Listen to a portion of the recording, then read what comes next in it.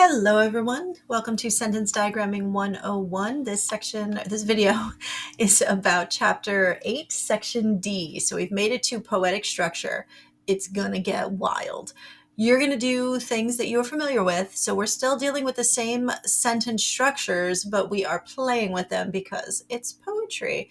So you're going to find a lot of words that are not in a traditional order, right? Our syntax or word order is going to get weird.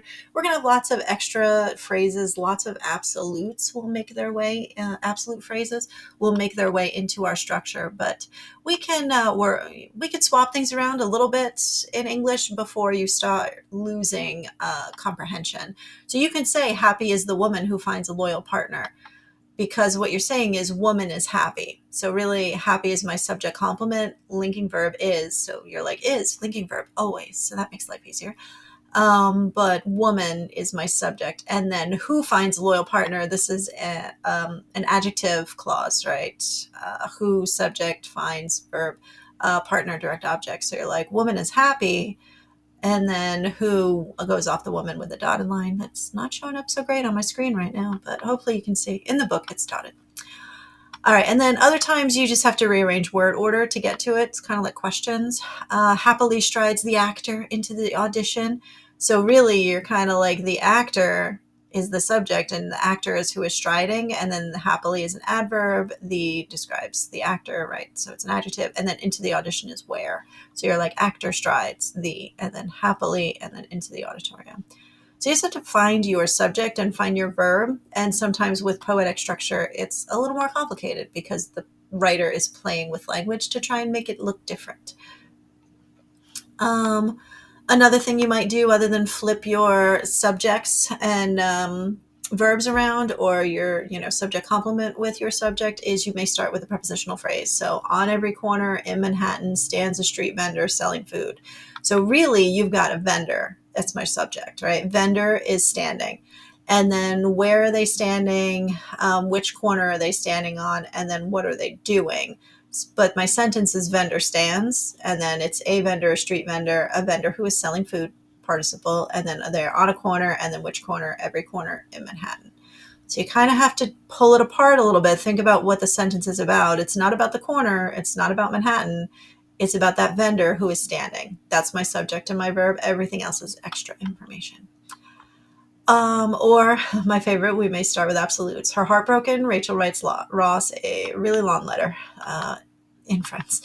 So you've got her heart broken, participle, right? That's why it's broken up like that. And it's not connected because it's not part of anything. But here's your sentence, right? Rachel writes a letter and then to Ross, so he's the indirect object. A lot of the times we have absolutes in literature, so we're going to pick some classic sentences. They're weird. I would not write like this for an essay, but if you're writing literature or creative writing, a lot of times you can get away with this stuff because it's fun and pretty. So if you look at this from James Thurber, this is The Years with Ross. Different Ross, not the Ross from the previous sentence. Ross sat on the edge of a chair several feet away from the table, leaning forward, the fingers of his left hand spread upon his chest, his right hand holding a white knitting needle, which he used for a pointer. So that's great, right? It gives you a visual. You could see Ross. He's sitting on the edge of a chair. The chair is near a table. He's leaning forward. The fingers of his hand are on his chest. So now we have a visual. His other hand is holding a knitting needle. You're like, oh God, what's about to happen? And he's using that needle to point at something. So this is a great visual. Grammatically, this takes a very long time to pull apart, as you can see. So you're like, Ross is doing a thing. He's sitting. Okay, cool. And then he's on the edge. All right. So that's an adverb prepositional phrase of a chair, which edge, adjective prepositional phrase. And then it's several feet away. More adverbing things telling me where. And then from the table, prepositional phrase, also telling me where. So we got a lot of adjectives. And then leaning forward is more also about Ross. So we've got a participle here. He's leaning, and then how is he leaning forward? So adjective. Now we're into absolute territory. The fingers of his left hand spread upon his chest. So that's the first one, fingers spread. And then the second one, right hand is holding the knitting needle. So that's a second one. And then he used for a pointer. So we got a dependent clause here at the end. So you can kind of pull this apart a little bit.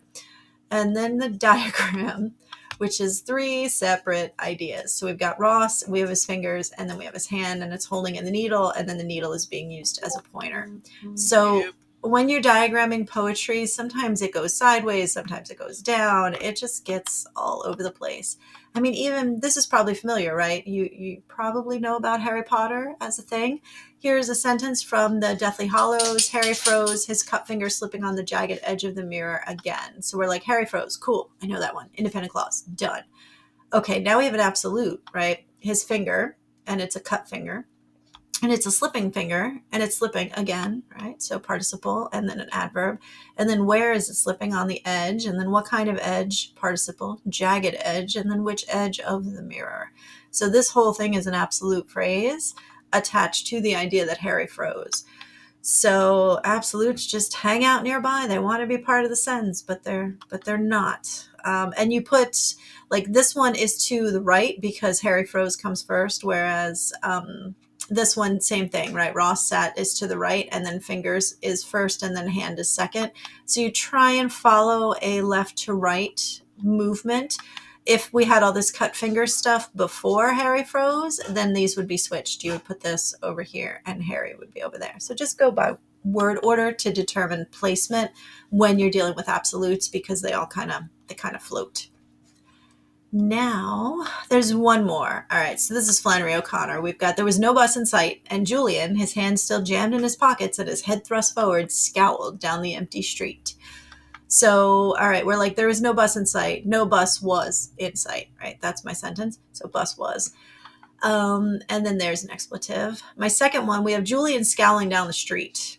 Right, that's my sentence. Julian, subject, scowled, and then down the street. Hands jammed in his pockets and head thrust forward. Those are your absolutes. So we have hands jammed in his pockets, number 1, and then head thrust forward, number 2. So these aren't connected to anything, or they're connected to the idea of Julian. So they're acting as absolutes. If you want to see this diagram, you're like, all right, there was no bus in sight and Julian scowled. So we've got our main sentence here. I had to move this one over to get my absolutes in here without it getting really weird, because we're like, we know we start with the bus, but then we got the hands, and then we're in the middle of Julian scowling. You just want to put him somewhere nearby. So poetic structure is fun. You can, make diagrams. They go all over the place, but there's still rules. It's hard and fast. There is a right answer. So, you know that it has to go over here in this spot.